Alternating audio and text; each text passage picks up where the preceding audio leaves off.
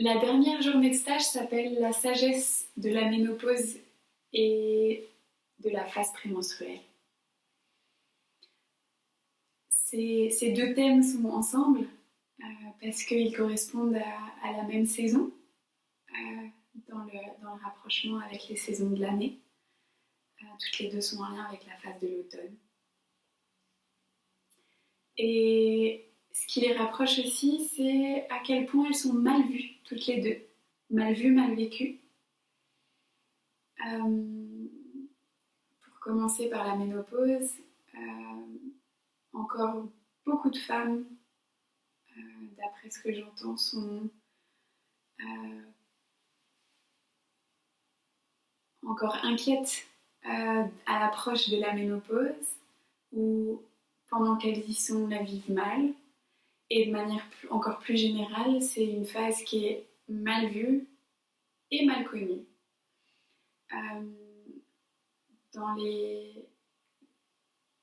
Parmi les femmes que j'ai accompagnées pendant cette période ou à l'approche de cette période, j'ai beaucoup entendu le lien entre approche de la ménopause et peur de la mort. Et ce que j'en comprends ou ce que j'en ressens, c'est qu'il y a un amalgame qui est fait avec notre ancien vécu d'humanité, qui fait qu'au Moyen-Âge, notre vie touchait effectivement à sa fin quand on approchait de la ménopause. Donc ménopause était effectivement associée à la fin de vie. À cette époque où la vie des humains durait à peu près 40 ans. Or, ça a beaucoup changé depuis. Quand la vie des femmes durait à peu près 40 ans, elle était séparée en 3 phases, entre petite fille, jeune fille, même petite fille, mère, et puis vieille femme. Et c'est finalement assez récent que certaines femmes aient choisi pour clarifier ce qu'on vit maintenant, qui est avec notre vie plus longue, ont ajouté une 4e phase pour expliquer nos saisons de femmes. Et ce qui fait qu'on a toujours cette première phase de petite fille, jeune fille, la phase de mère qui commence même en général plus tard qu'avant, la phase de la ménopause qui correspond à l'automne de notre vie de femme, et puis l'hiver de la vie de femme qui est à partir de 70 ans, il y a encore pas mal d'années en général derrière.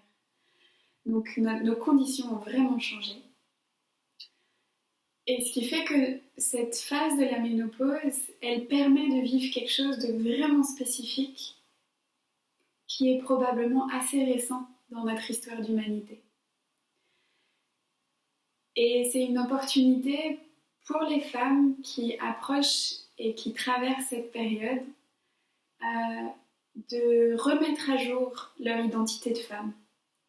Si elles ont été mères, elles le sont encore en général, c'est un moment où leurs enfants grandissent et ont moins besoin d'elles, ce qui fait que leur rôle de mère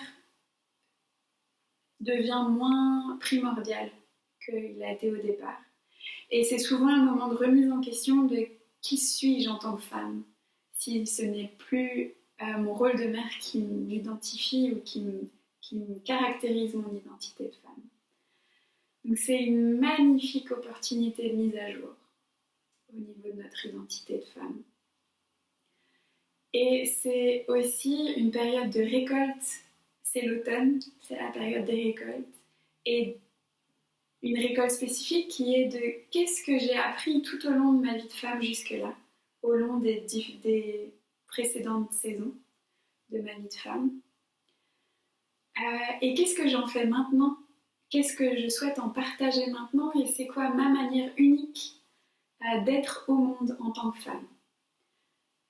Autrement dit, c'est un nouveau rite de passage. Chaque rite de passage étant une mise à jour d'identité. Et c'est une manière de mettre à jour notre puissance de femme. La phase prémenstruelle est aussi une phase qui est vraiment mal vue ou surtout mal vécue par de nombreuses femmes. On parle de syndrome prémenstruel. La plupart sont même répertoriés dans tous les symptômes médicaux de l'OMS, l'Organisation mondiale de la santé, dans la partie santé mentale. Donc pour moi, ce qui est vécu de la phase prémenstruelle montre à quel point notre cycle est incompris pour qu'il puisse être symptomatisé et vécu comme une maladie mentale. Et pas que. Ça prend aussi en compte des symptômes physiques qui sont souvent, heureusement pas toujours, mais régulièrement handicapants pour certaines femmes, d'autant plus avec la montée des endométrioses dans notre culture. Cette phase prémenstruelle, elle est riche d'enseignements.